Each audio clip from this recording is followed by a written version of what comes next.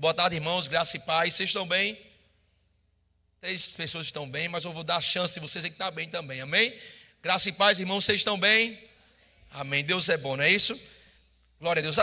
Não abra a tua Bíblia não, porque eu ainda vou fazer uma introduçãozinha daquilo que nós iremos falar, amém? Nós estamos abordando um tema nessa tarde, a responsabilidade de influenciar pessoas positivamente, amém? Diga assim, eu tenho a responsabilidade de influenciar pessoas de forma positiva, amém? Sabe, queridos, assim como nós temos essa responsabilidade, nós vivemos rodeados de coisas que podem nos influenciar, amém? Nós vivemos rodeados de coisas, quer via internet, quer via TV, quer seja amizades, de coisas que têm o poder de influenciar. E somos nós que decidimos aquilo que irá influenciar a nossa vida. Nós somos aqueles que somos responsáveis em filtrar aquilo que nós estamos ouvindo, vendo e recebendo. Amém? Diga assim, diga não, deixa que eu vou dizer para você. Você é responsável em filtrar aquilo que você vê, aquilo que você ouve e aquilo que você tem recebido. Por quê? Pelo simples fato dessas coisas que nos cercam terem o poder de influenciar as nossas vidas, quer seja positivamente ou de forma negativa. Quem nunca aqui, por admiração a uma pessoa da TV, se comportou, se vestiu ou falou semelhante a ela? Eu lembro que quando eu era criança, existia Sérgio Malandro, não é isso? Sérgio Malandro, quem lembra aqui de Sérgio Malandro? E eu lembro que eu assistia, tinha a Porta do Desesperado, tinha aquelas brincadeiras, e eu assistia, todos os dias eu assistia aquela programação, como criança. E eu lembro que certa vez ele falou uma frase, que eu lembro até hoje. Ele disse assim, eu não gosto de criança boba, eu gosto de criança esperta. Essa frase, ela entrou na minha mente, sabe? E ela me fez ter uma reação, porque eu ouvi ela antes de ter aquela reação. Para que você entenda o poder de uma influência, tinha um rapaz, um cidadão, já deve ter partido, ou não, que ele era do Rio de Janeiro, e quando ele aprontava lá, ele vinha para Paraíba, e ficava lá naquele bairro onde nós morávamos. E certa vez tinha uma senhora que é viva, que ela gostava de animais, Você vai rir porque parece engraçado, ela tinha uma galinha de estimação, o nome da galinha era Cacá. E essa galinha gostava de comer umas larvas que dava na madeira. Ela tinha uma serraria, uma madeireira, e dava umas larvas, e aquela galinha gostava de comer aquelas larvas. E eu gostava muito daquela senhora. Quando foi agora, depois de quase 20 anos, a gente foi a Carapibus, eu disse, eu vou achar a casa dela. E aí encontrei, abracei, recordamos algumas coisas. E eu gostava muito daquela senhora. E eu lembro que eu peguei uma larva para dar aquela galinha dela. E quando eu peguei, eu fiquei com aquela larva na mão, aquele cidadão, que era uma pessoa errada, tomou aquela, nessa aqui, moleque, tomou aquela larva da mão e segurou aquela larva. E eu lembro que eu estava numa calçada, ele estava sentado à minha frente, e ele com a mão assim um pouco mole, e veio aquela frase, eu não gosto de criança boba, eu gosto de criança esperta. E eu me levantei, o coração. Eu olhei para a mão dele, fiquei em pé assim por trás dele, olhando, dei um passo para trás, dei outro, ele com a mão meia mole, eu... na mão dele, aquela larva voou, eu corri, peguei e entreguei. Mas você imagina o poder de uma influência? Uma simples frase de alguém que eu admirava na época, me colocou em perigo. Você entende? Então existe um poder de influência, quer seja positivo e quer seja negativo. E nós como igreja, nós temos o poder de influência. Amém? Você tem um poder de influência porque você é um representante de Cristo que não é comum para o mundo. Cristo não é comum para o mundo. O mundo é competitivo, o mundo paga o mal com o mal, o mundo calunia, o mundo persegue, o mundo oprime. Cristo é o oposto de tudo isso. Cristo é amor, Cristo é bondade, Cristo é libertação, Cristo é cura, Cristo é alívio. Então nós carregamos isso. Nós carregamos Cristo porque nós somos cristãos, porque Ele é o nosso exemplo, Ele é o nosso modelo. Você lembra que Paulo falou, sede meus imitadores como eu sou de Cristo? Então Cristo é o nosso modelo, e porque nós nos espelhamos em Cristo, nós somos em comum para quem está lá fora. Oxe, tu não vai revidar não, é? Oxe, tu não vai falar mal também não, é? Tu vai deixar isso barato, é? Oxe, tu vai se humilhar, é? Oxe, tu está na tua razão. São essas as opiniões das pessoas lá fora. Se você sofre o mal, o que é que se espera? Que você faça o mal.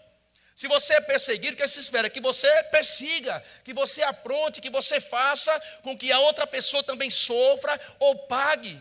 Ou seja, lá fora é moeda por moeda. É pagando-se com a mesma moeda. Então, por carregar Cristo, por ter Cristo como nosso modelo, por ter Cristo como nosso exemplo, nós influenciamos de maneira positiva quando deixamos Cristo reinar e aparecer em nossa vida. Quando deixamos, sim, rapaz, essa moça, esse rapaz, eles não são comuns. Isso não é comum, não é natural. Isso aí é fora da média. Por quê? Porque Cristo está em evidência. Quando é que influenciamos pessoas? Quando as pessoas começam a pegar aquilo que nós temos e trazer para a vida dela. A pessoa nunca pensou em Deus. Para ela, Deus era um ser distante, era um ser inexistente, ou um ser qual ela, sei lá, misterioso. Mas a partir do momento que ela se achegou a você, que você começou a apresentar nas suas atitudes esse Deus, nas suas atitudes, na sua oração a uma refeição, no seu obrigado Jesus, no seu Deus é bom, na sua oração, sabe, a se locomover numa caminhada, a se locomover no trânsito. E a pessoa olha assim, rapaz, ele ora, rapaz, ele faz isso, rapaz, ele agradece a Deus, rapaz, as coisas estão dando ruim, ele está dizendo Deus proverá, as coisas estão apertando, ele está dizendo assim, Deus é bom. Como é isso? Era para ele reclamar, era para ele murmurar, era para ele chutar outra barraca, as coisas estão dando o contrário, e eu ouço da boca dele, Deus é bom. Deus proverá, Deus vai fazer. Sabe, eu trabalhei hoje até quase 1h30 da tarde, e quando eu saí, eu soube da notícia de o marido de uma tia minha que tinha falecido. Eu disse, mas rapaz, fiquei sabendo agora, eles são crentes há muito tempo, irmãos, há muito tempo eles serviram ao Senhor. Sabe, eu era criança, eles já eram crentes. Eu disse, eu vou lá na igreja, eu estava de bermuda, eu disse, rapaz, vou lá na Assembleia, que estava lá na Assembleia, eu disse, eu vou lá, e fiquei até um pouco constrangido em entrar, parei a moto. Aí fui falar com minha tia, gente, eu disse, rapaz, eu disse a Maraísa, eu tenho que aprender com esse povo. Porque um semblante de paz e tranquilidade. Olha o que ela disse para mim, eu disse, tia, a senhora está bem? Filho, estou muito bem. Porque foi esse o presente que Deus me deu no Dia das Mães. Ele estava sofrendo muito. Eu não perdi ele. Ele foi para o Senhor. Aí eu disse, tia, daqui a pouco estaremos todos juntos. Está perto. Mas sabe, aquela aceitação de entender que Deus é dono de tudo. Aquela aceitação de entender, rapaz, aconteceu isso, era o que queria? Não, mas graças a Deus, porque Deus é bom. E sabe, as pessoas que se aproximam, encontram nessas pessoas força, encontram paz, encontram segurança, encontram a fé firme, encontram a convicção firme que chama a atenção. Porque ao contrário, estaria, é 60 anos de ai meu Deus. Não, tranquila, consciente de que está com o Senhor. Olha, está com o Senhor. Aí eu fui para o caixão, estava lá o filho dele, disse, rapaz, ele deixou um legado bom. Ele passou 37 anos nessa igreja, me disse, rapaz, a sapata foi ele que fez. Ele passou 25 anos tomando conta do conjunto. Aí começou a falar da história dele. E sabe, aí meu primo disse assim, ele se despediu, ele me chamou, a minha tia disse, ele me chamou, disse, nega, eu estou indo embora. Aí beijou ela e disse, estou indo embora, e faleceu. Mas sabe, eu saí com nó, sabe, aquela não era um choro de tristeza, mas era um choro de alguém, eu saí de lá assim, um coração, sabe, quebrantado de alguém que foi tocado pela aquela conduta, pelo aquele comportamento, por aquela história. Então, quer queira, quer não, a naturalidade dela me tocou de maneira positiva. Me influencia de maneira positiva a entender, irmãos, que Deus é bom. A entender que em Deus nós não perdemos. Que em Deus você não perde. Por mais que momentaneamente, vai ter falta, por mais que momentaneamente vai sentir a saudade, por mais que mas não, em Deus você não perde. Se você confia a sua vida ao Senhor, se você confia o teu caminho ao Senhor, em tempo algum você irá perder. Por mais que aquilo pareça derrota, não é derrota. Enquanto o diabo pensou que Jesus na cruz seria o triunfo dele, não, ali ele estava pisando na cabeça da serpente. Enquanto o diabo pensou, olha, matei o Filho do Homem, matei Jesus, festa no inferno, vencemos, acabou tudo, vamos reinar para sempre. Não, ali era o checkmate de Deus. Ali era a sabedoria de Deus camuflada, de maneira que o homem e os poderosos da época não conseguiam entender. Por isso que a Bíblia fala que a fraqueza de Deus é mais forte do que a força do homem, e a loucura de Deus mais sábia do que a sabedoria do homem. Porque o que parecia loucura, um Messias crucificado, um Messias ultrajado, isso é loucura. Como é que aquele homem na cruz pode salvar, pode ser o Salvador, pode ser o Messias? E eles não compreendiam isso, mas ali estava a sabedoria de Deus. Porque quando aquele sangue chegou nos céus, quando aquele sangue entrou no Santo dos Santos, houve uma plena redenção. Acabou-se o domínio do diabo, acabou-se o senhorio da morte. Aquilo que era impossível, tornou-se possível. A Bíblia fala que os homens do Antigo Testamento, eles viviam em todo o tempo com o pavor da morte. Eles serviam a Deus, mas eles estavam na condição de morte, porque eles não poderiam, naturalmente falando, nem por meio dos sacrifícios, nem por meio das boas obras, nem por meio dos cultos que eles faziam, eles não podiam, de alguma forma, sair daquela condição. A morte estava neles, não tinha como sair. Mas quando Jesus veio, ele venceu a morte, ele tomou a chave da morte e do inferno, ele abriu aquela jaula e disse: saiam, vocês estão livres. Essa é a nossa realidade. Somos ricamente, irmãos, influenciados por essa fé. E essa consciência naturalmente vivida influenciam outros. O mundo vai se acabar. Nostradamus disse que no ano de 2012 vai acabar, foi 2012, 2010, vai acabar o mundo. E era gente querendo morar em caverna, era gente fazendo feira grande, mas quem conhecia a verdade estava em paz. Não, porque lançaram até um filme em 2012. Lançou esse filme, o mundo, porque era uma profecia que foi dito, mas quem conhecia a verdade teve paz. Chegou a pandemia, vai dizimar toda a humanidade. Quem conhece a palavra teve paz. Não vai, irmãos. Tem que haver o arrebatamento. A igreja tem que subir, tem que se cumprir o que está escrito. Então, o comportamento da fé influencia de maneira positiva. Agora, irmãos, eu poderia muito, eu estou falando que não tem nada que eu escrevi aqui, porque o que eu escrevi aqui está totalmente fora do que eu estou falando. Amém? Eu estou indo na inspiração daquilo que Deus quer tratar agora. Mas há uma necessidade, assim como Judas, quando escreve a sua carta, diz assim: irmãos, há um desejo no meu coração de falar da fé que é comum, da salvação comum. A salvação é muito rica, ela é muito ampla, e Judas falou: eu tenho o desejo de compartilhar algo dessa salvação com vocês, porém vejo a necessidade a vos exortar a batalhar pela fé que um dia vocês receberam. Então vou parafrasear para que você entenda. Judas vai escrever a sua carta para a igreja. Ele está escrevendo assim: rapaz, a salvação é muito grande. Meu Deus, como é rica a salvação. Tanta coisa que tem para escrever. Aí ele vai, opa. Eu tenho um desejo de escrever sobre isso, mas agora há uma necessidade. Existe um falso entendimento entrando na igreja. Existem falsos mestres. Existe uma falsa doutrina. E eu não posso deixar com que isso continue. Então eu tenho o desejo de escrever sobre a salvação, mas há uma necessidade na igreja de ouvir sobre doutrinas. Há uma necessidade na igreja de batalhar pela fé que receberam, para que eles não se percam. Então, irmãos, nós estamos falando sobre o poder de influência. E nós sabemos que nós temos esse poder quando nós deixamos o evangelho viver em nós. Agora, há uma necessidade de eu trazer o entendimento sobre o ser influenciado de forma positiva. Amém? Porque, irmãos, você é um influenciador. Quer queira, quer não, vai ter pessoas te observando. Você carrega o título de cristão, você carrega o título de filho de Deus, de congrega na igreja, então tem pessoas que vão estar te observando. Eu trabalho na igreja, eu sirvo na igreja. Tem pessoas que estão te observando e você é um influenciador dessas pessoas, principalmente daquelas pessoas que estão próximas demais de você. Aí você influencia mesmo. Porque uma opinião, um conselho, uma atitude pode trazer pessoas para perto, como pode influenciar pessoas a ter o mesmo comportamento negativo que você está tendo. Então eu estou ferido, estou magoado, eu estou chutando pau da barraca, estou com raiva do pastor, não aguento nem ouvir a foto dele na mídia da igreja. E eu começo a expor aquilo, eu começo a compartilhar aquilo, eu estou levando outras pessoas a compartilhar daquele mesmo sentimento que eu estou tendo.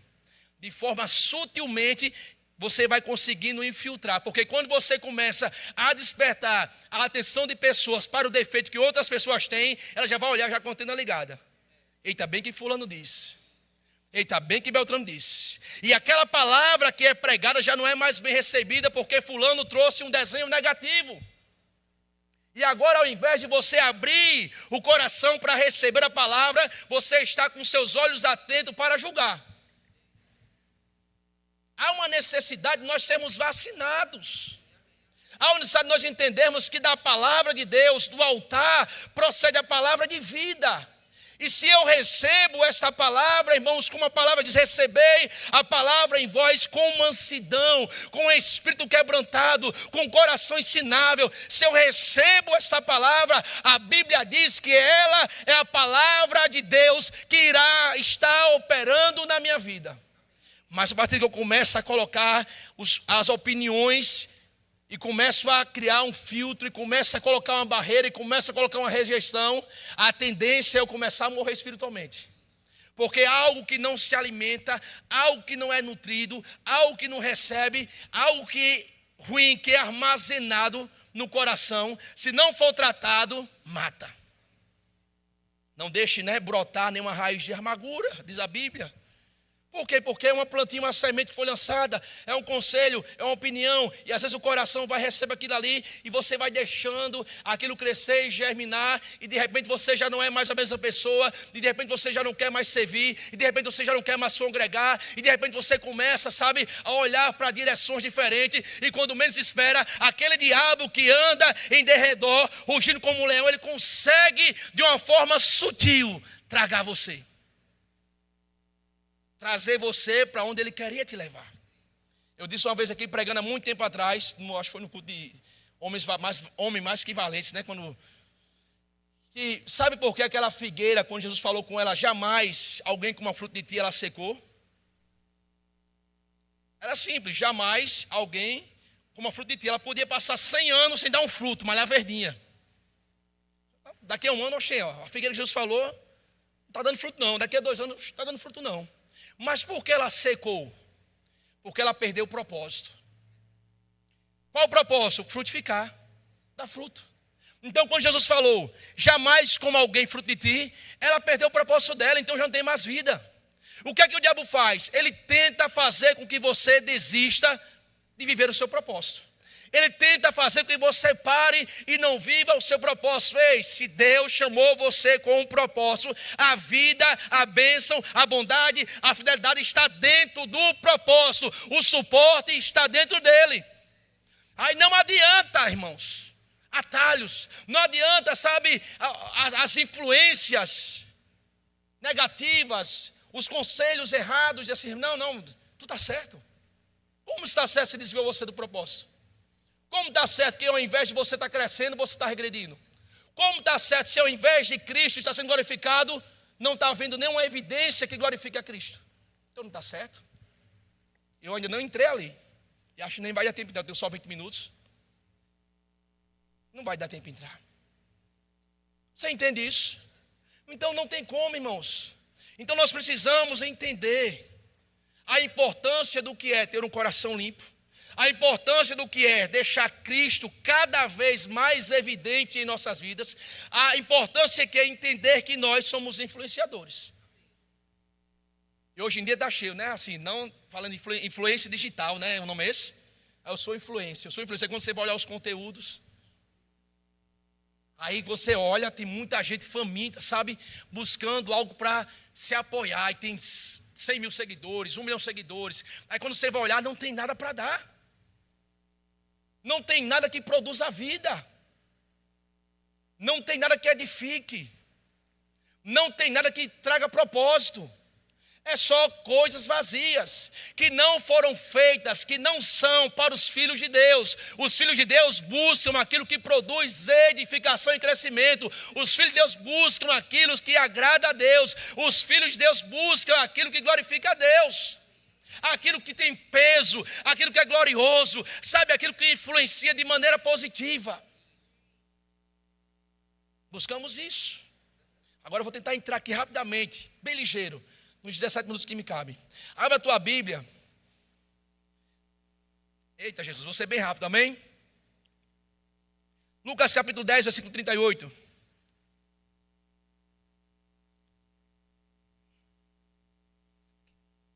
Lucas 10, 38.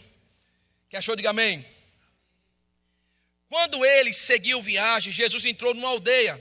Certa mulher chamada Marta hospedou em sua casa.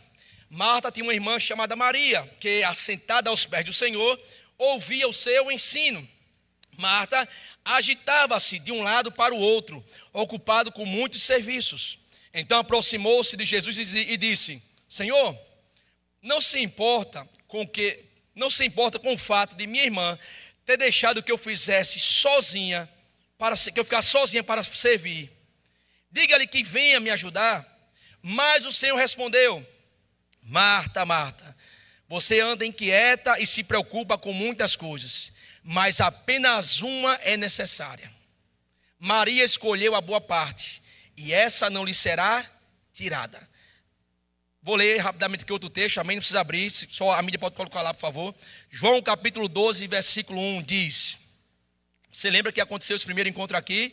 Marta hospedou Jesus, né? Houve essa conversa dela reclamar: minha irmã não ajuda. Disse assim: Marta, você está inquieta e ansiosa com muitas coisas, uma só é necessária. Maria escolheu a melhor parte, beleza. João capítulo 12, versículo 1. 6 dias antes da Páscoa, Jesus foi para Betânia, onde estava Lázaro, a quem ele tinha ressuscitado entre os mortos. Prepararam-lhe ali uma ceia. Marta servia. A mesma Marta que serviu no início. E Jesus disse assim: olha, você anda inquietas com muita coisa, uma só é necessária. Maria escolheu a boa parte. A mesma Marta se encontra com Jesus novamente e ela continua servindo.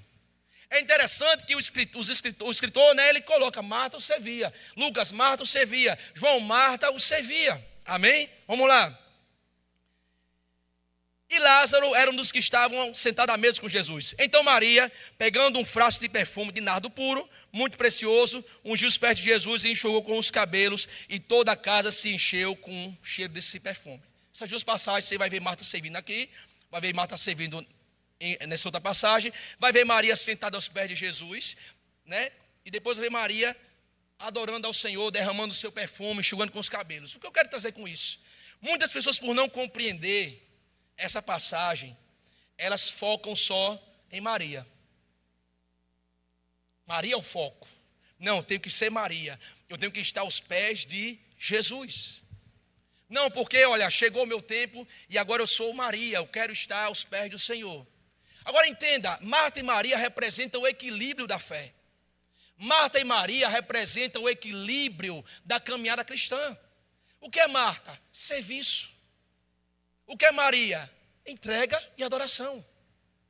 Todo cristão sadio, ele precisa caminhar em cima disso. Serviço, entrega, adoração e serviço. Porque se ele focar só no receber, só em ficar recebendo, o reino não avança. O reino não progride. E se ele ficar só no serviço, ele não terá condições de ir muito longe. Então essas duas irmãs, elas simbolizam na fé uma caminhada sadia, onde nessa caminhada se encontra a entrega, onde nessa caminhada se encontra a rendição, o receber do Senhor, o se alimentar, o se abastecer, mas também nessa caminhada se entrega o dar aquilo que eu tenho recebido. Vamos supor, eu tenho 41 anos, e se eu chegasse em casa, ou se eu morasse com meus pais, assim, a partir de hoje, eu não quero mais trabalhar, quero ficar só em casa recebendo. O que é que você ia dizer para meu pai e para minha mãe? Você é um vagabundo, um homem de 40 anos dentro de casa, com saúde, dizer que agora só quer receber? Que história é essa, sim ou não? Sim ou não? Você dizer isso, não é isso? Agora, eu não estou chamando ninguém de vagabundo não, vocês me entendam, tá? Só para você entender. Agora, por que o reino de Deus é diferente? Será que você acha que Deus quer que você fique apenas recebendo? Eu vou chegar e vou mostrar rapidamente, nos 3 minutos que me restam, que não. Você acha que Deus quer que você adote essa postura, dizer assim, olha, a partir de hoje, pastor, eu quero só receber. Eu quero só estar aos pés de Jesus. Você acha que isso é sadio para a igreja? Você acha que isso é sadio para o corpo? Não, irmãos. Você precisa entender o lugar de Marta e você precisa entender o lugar de Maria. As duas andam juntas. Nas passagens bíblicas sempre estão as duas juntas. Em todo o tempo as duas estão caminhando. Enquanto uma representa o serviço e serviço com excelência, a outra representa a entrega, a adoração e a rendição. Porque senão, irmãos, a Bíblia não tinha dezenas de textos falando e exaltando o serviço. Eu vou citar alguns, porque eu tenho pouco tempo, irmão. Então eu vou pegar minha ministração e vou diluir em um terço dela. Mas vamos lá. O que foi que Jesus falou sobre o serviço? Vou ler rapidamente, João 12, 26. Se alguém me serve, siga-me. E aonde eu estou, ali também estará o meu servo. E se alguém me servir, meu Pai o honrará. Se alguém me serve, siga-me. E aonde eu estiver, ou seja, o servo compartilha daquilo que o seu Senhor tem. E quem me servir não será em vão, o meu Pai o honrará. Haverá um retorno, haverá uma recompensa para o servo que segue e serve. Foi o que Jesus falou. Outro texto. Mateus 20, 25 diz: então Jesus, chamando para junto de si, disse: vocês sabem que os governadores do povo e os que dominam e os maiorais exercem autoridade sobre eles. Mas entre vós não será assim. Pelo contrário, quem quiser tornar-se grande entre vós, que se coloque a serviço dos outros. Olha só, ele associa a grandeza a serviço. Ele não está associando a grandeza a estar sentado. Ele não está associando grandeza a uma postura de assim, eu quero só receber. É muito bom, eu chego aqui, eu recebo. Domingo eu venho aqui, eu recebo. Terça eu venho aqui e recebo. Não. Ele está associando a grandeza para um coração que está disposto a servir. Lembra de Marta? Lembra de Maria? Hoje nós temos uma exaltação tremenda para Maria, né? Canções, não estou criticando. Não estou criticando, certo? Canções, camisa, Marta ou Maria. Mas, irmãos, cuidado para não pegarmos um lado da estrada e cairmos numa vala. Cuidado para não ficarmos tão aqui e prejudicar o reino por uma interpretação errada. Porque está aqui, Jesus falando sobre o serviço. O coração que serve, que quer ser grande, seja servo, sirva. Esse é grande no reino dos céus. Olha o que ele fala. João capítulo 4, 34, Jesus declarou: a minha comida, o meu alimento, o que me sustenta, o que me fortalece, parafraseando, consiste em fazer a vontade daquele que me enviou e realizar a sua obra. Deus tinha uma vontade que ela é realizada no serviço. Como é que se cumpre a vontade de Deus? No serviço. Como é que o reino avança? No serviço. Como é que nações são alcançadas? No serviço. Como é que a igreja cresce? No serviço. É no serviço. Como é que eu influencio pessoas de forma positiva? Estando aos pés, recebendo do Senhor e dando para o Senhor. Recebendo do Senhor e dando para o Senhor. Então, quando é que eu fico aos pés do Senhor? Você fica aos pés do Senhor na sua casa, no seu quarto de oração, as suas manhãs, as suas noites. Quando você vem para o culto, como você está agora sentado ouvindo, você está sendo Maria. Você está sentado, você está ouvindo, você está alimentando, você está recebendo do Senhor. Mas daqui para frente, irmãos, Marta entra em cena. Marta precisa, o reino precisa de Maria e o reino precisa de Marta. Você entende isso? Vamos lá. Estou terminando, tem 8 minutos. O serviço sempre esteve associado com a vida com Deus. Antes de eu falar sobre isso, entenda, na criação existia comunhão e serviço.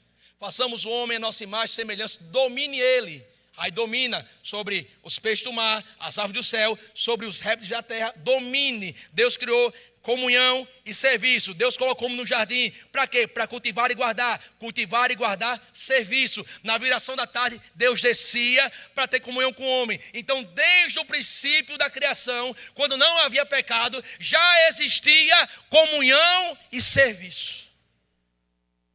Já lá, irmãos, lá em Adão, lá, quando Deus criou, quando tudo era perfeito, quando o leão comia palha com boi. Lá no início, quando não tinha pecado, quando Eva falava coisas boas no vídeo de Adão. Lá atrás, quando a serpente não tinha ainda desviado os homens. Lá atrás, quando Deus criou tudo perfeito, quando tudo era maravilhas. Lá atrás, já existia comunhão e serviço. Agora entenda. O serviço sempre esteve associado a uma vida com Deus. Vou te mostrar. No Íden, Jesus mandou que nós fôssemos e pregasse o evangelho. Sim ou não? Sim. Vão por todo mundo e pregam o evangelho. Então no Íden. Agora antes de pregar o evangelho, é o que ele falou. Eis que envio sobre vocês a promessa de meu Pai. Permaneçam, pois, na cidade, até que vocês sejam revestidos de poder. Ou seja, vocês vão servir. Mas antes de irem, fique como Maria. Fique aos meus pés, porque vai vir poder.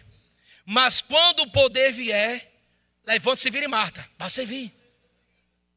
Outro exemplo, Atos 6, diz, naqueles dias, aumentando o número dos discípulos, houve murmuração dos helenistas contra os hebreus, porque as viúvas deles estavam sendo esquecidas na distribuição diária. Então os 12, convocando a comunidade dos discípulos, disseram: não é correto que nós abandonemos a palavra para servir as mesas.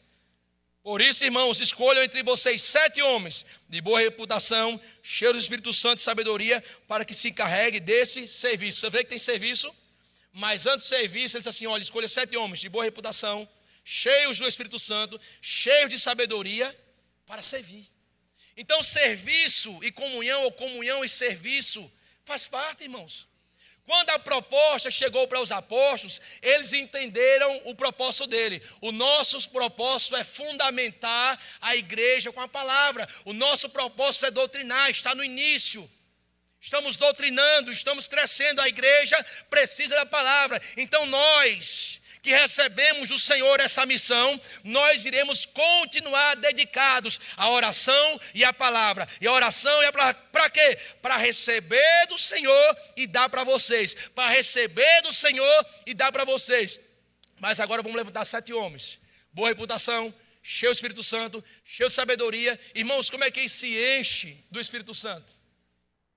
É aos pés. Como é que se enche de sabedoria? Aos pés. É aos pés que nós recebemos a qualificação para servir. É aos pés que nós recebemos o poder para influenciar. Agora entenda, eu passei até por cima, cuidado, irmãos, cuidado com os conselhos que parecem piedosos, cuidado com os conselhos que parecem amigáveis, cuidado com os conselhos que parecem ou têm aparência de piedade, porque num conselho o diabo pode estar por trás. Vou dar um exemplo bíblico porque eu gosto de mostrar na Bíblia. Jesus, quando falou da sua morte, que o Filho do Homem seria entregue, seria açoitado, iriam zombar dele. Quando Jesus fala da sua morte, qual foi o conselho de Pedro? Não, Senhor, isso jamais vai te acontecer. Gente, é um conselho bom. É alguém que está se preocupando com o Senhor. É como se fosse assim: olha, tem um bairro bem perigoso. Não, Cabedelo, lá está pegando fogo. Eu vou chegar em Cabedelo, é proibido entrar de capacete, eu vou entrar de capacete, eu vou entrar buzinando, farol alto. Qual é o teu conselho? Pastor, o senhor está doido? Faça isso não, pelo amor de Deus. Está perigoso, sim ou não? Conselho bom, preocupação. Então o que foi que Pedro enxergou? Senhor, de modo algum isso vai te acontecer, não longe de ti tal coisa. Um conselho bom. Mas Jesus enxergou Satanás naquele conselho. Por quê? Porque estava desviando ele do propósito. Era um conselho que aparentava bondade, era um conselho que aparentava sabedoria, porém era um conselho que estava desviando ele do propósito. Então temos que ter cuidado e discernimento com os conselhos que vêm, sabe, de forma piedosa. Aí você julga, peraí, esse conselho vai me fazer avançar ou regredir? Esse conselho vai trazer paz ou confusão? Esse conselho vai trazer edificação ou vai trazer uma suspeita? Ou vai trazer, sabe, algum pensamento duvidoso? Você filtra. E aí você decide onde é ficar. Cuidado com críticas. Cuidado com conselhos. Cuidado, filtre. Vai trazer edificação, vai trazer unidade, vai trazer crescimento, vai produzir fé. Se não produz, irmãos, não provém de Deus. Jogue fora. Vamos lá, eu estou encerrando. Aleluia. Tenho 2 minutos. Um é para tomar água e o outro é para terminar.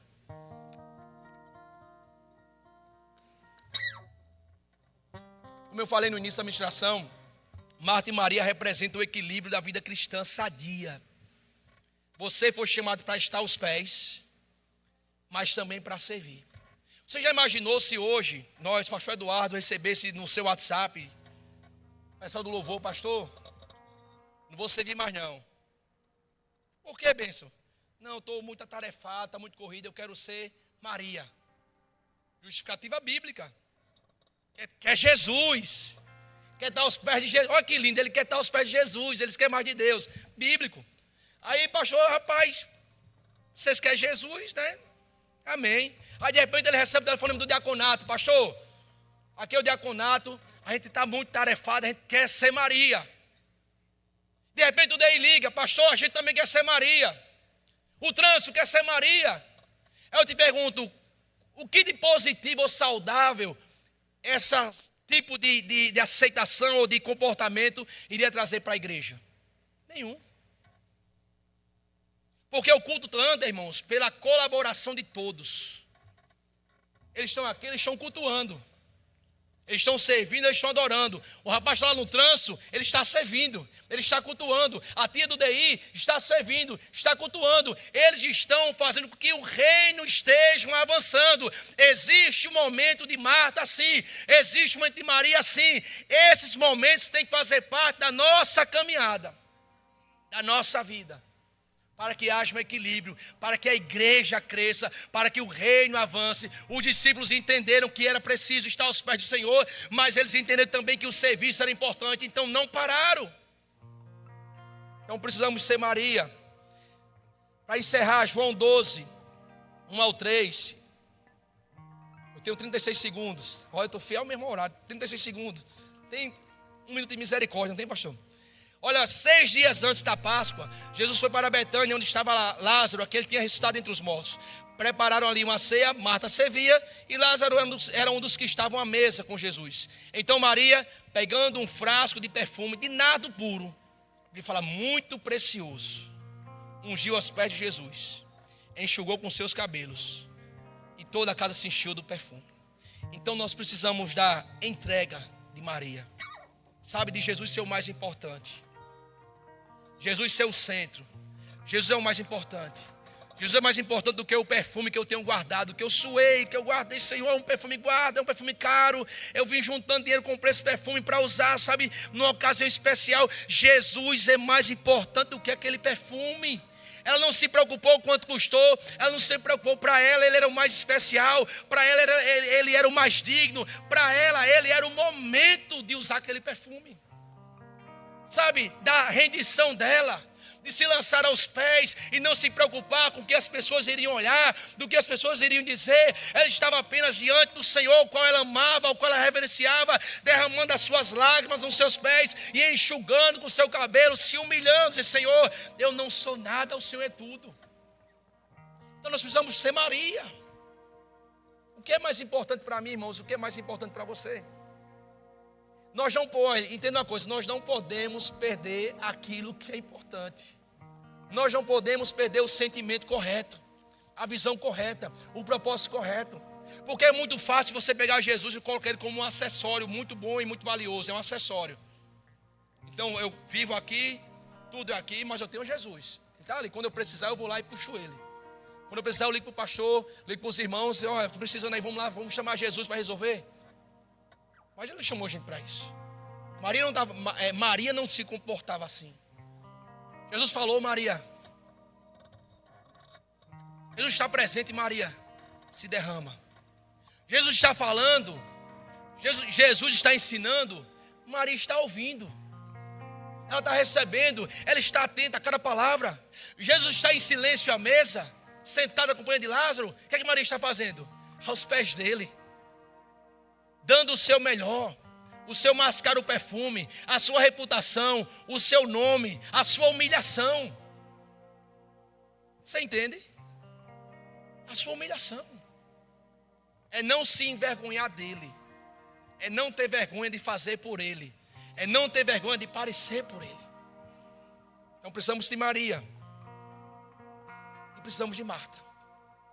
É aquela pessoa que olha a necessidade da igreja, do departamento. Eu tenho que dar alguma coisa, eu tenho que fazer alguma coisa. Eu não posso aceitar que a igreja do meu Senhor, que o reino de Deus tenha deficiência. Eu não posso pegar o talento que Deus me deu e enterrar. Eu não posso pegar os dons e talento que Deus me deu, sabe, e deixar ele num cantinho, enquanto a igreja precisa desse talento, enquanto a igreja precisa ser banhada por esse dom, enquanto a igreja precisa dessa habilidade, porque se foi Deus que te deu, e se foi Deus que te colocou dentro do corpo, não foi para você estar imobilizado, foi para você estar agindo, foi para você estar operante, foi para você estar em ação. Existem pessoas que têm o dom de contribuir, a Bíblia fala sobre isso. Esses façam com generosidade. Existem outros que têm o dom da palavra, do ensino, se esforcem em ensinar e aprender, cada um fazendo o seu melhor. E se nós vivermos isso, seremos poderosos influenciadores. Poderosos influenciadores. Quando as pessoas olham, esse rapaz, tu é tão ocupado, mas tu serve na igreja, né? Rapaz, tu, um doutor, tá no trânsito, olhando o carro. Tu é formado, cara. Tu tá lá fora no trânsito ali com aquela jaquetinha ali olhando o carro. Sim. É pro meu Senhor. É serviço. Rapaz, tu tá aqui no teu domingo. Tu podia estar em casa, sabe, comendo uma pipoquinha, assistindo um filme, deitado num sofá, o ar-condicionado ligado, tendo aquele cochilo, mas vocês estão aqui. Qual é o propósito? Qual é o motivo? O Senhor. Você entende? Acabou meu tempo. Pode tocar, mas acabou meu tempo também. Amém, irmãos? Sim ou não? Aleluia. Que Deus abençoe vocês, queridos.